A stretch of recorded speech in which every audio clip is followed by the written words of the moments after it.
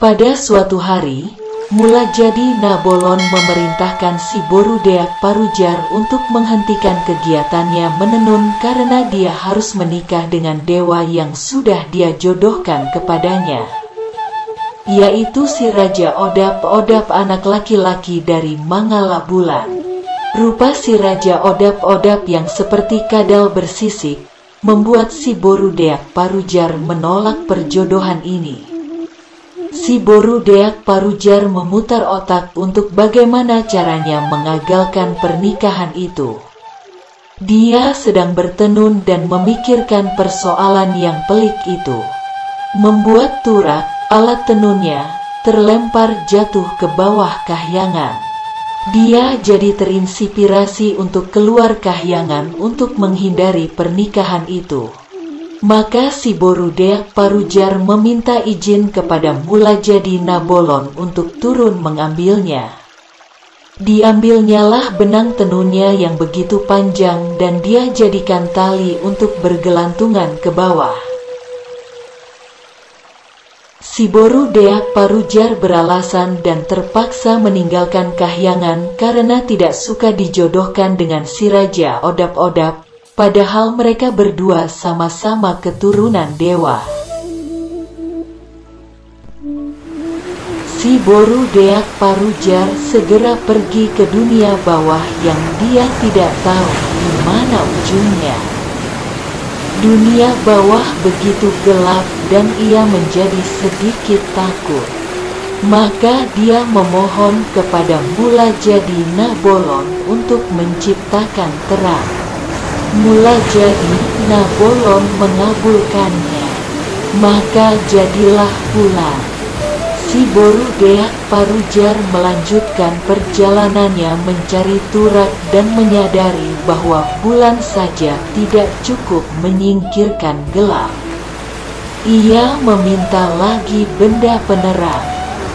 Mulajadi Nabolon mengabulkannya dan menaburkan bintang-bintang. Perjalanan ke bawah ia lanjutkan dan gelap itu masih menyelimuti. Sekali lagi ia memohon pada Mulajadi Nabolon untuk mengirimkan benda penerang, maka dikirimkannyalah matahari.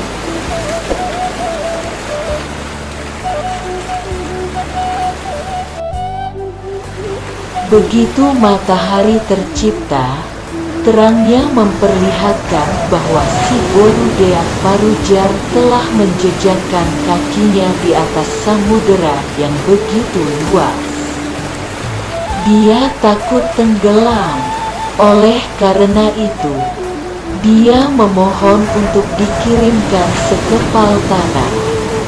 Mulajadi Nabolon mengabulkannya.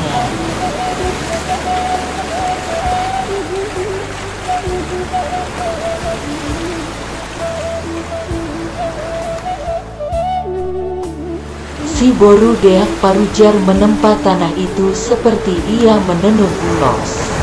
Semakin lama semakin luas dan mulai tertutuplah lautan. Sementara itu dari atas kayangan, Mulajadi Nabolon mencurigai kesungguhan hati si Boru Deak Parujar.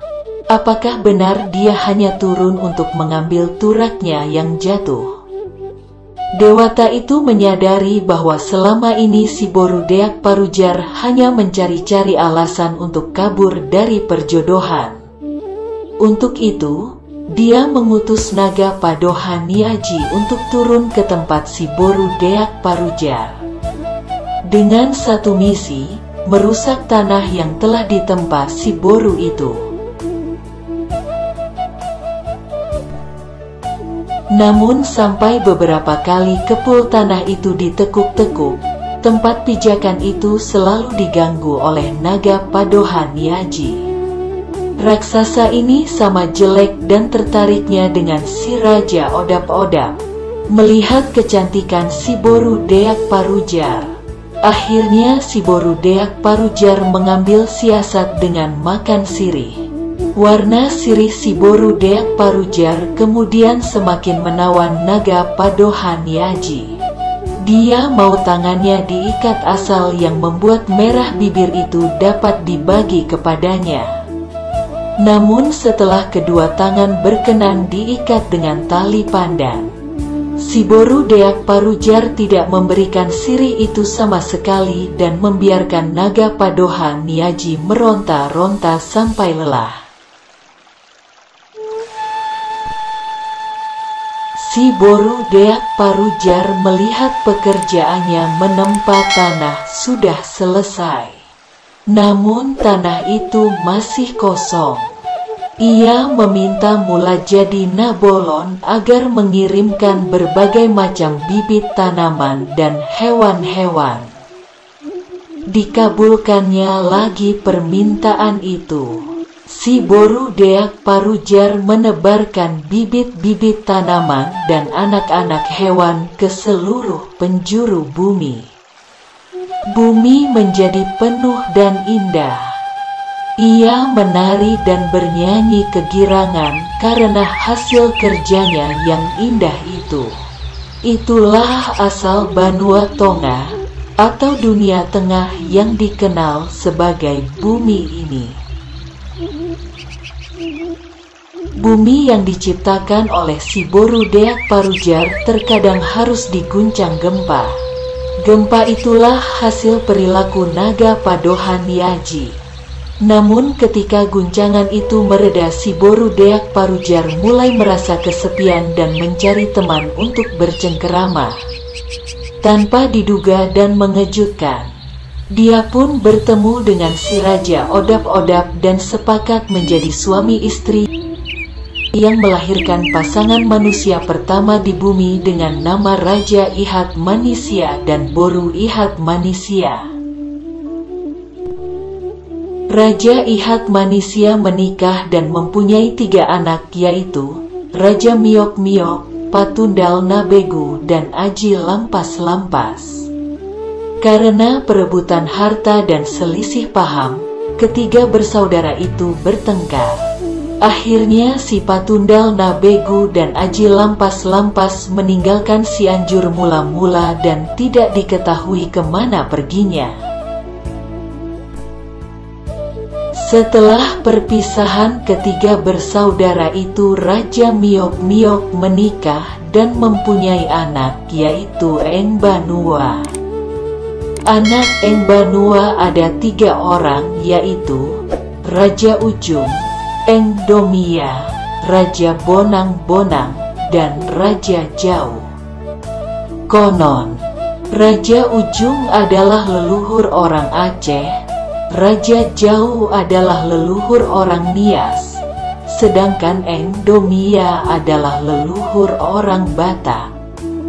Artinya menurut legenda ini, maka orang Aceh adalah saudara tua, abang, orang Batak, dan orang Nias adalah adik orang Batak. Raja Bonang-Bonang, Eng Domia, mempunyai seorang anak yang dinamai Raja Tantan de Bata. Dari perkawinan Raja Tantan de Bata lahirlah si Raja Batak. Si Raja Batak sendiri memiliki 2 orang anak bernama Guru Tatea Bulan dan Raja Isumbaon. Kedua anak si Raja Batak inilah yang diyakini meneruskan tampuk pimpinan si Raja Batak dan asal mula terbentuknya marga-marga pada suku Batak. Sebelum meninggal, si Raja Batak sempat mewariskan piagam wasiat kepada kedua anaknya, Guru Tatea Bulan dan Raja Isumbaon. Guru Tatea Bulan mendapat surat agung yang berisi ilmu pedukunan atau kesaktian, pencak silat dan keperwiraan. Raja Isumbaon mendapat Tumbaga Holing yang berisi kerajaan, tatap raja, hukum atau peradilan, persawahan, dagang, dan seni mencipta.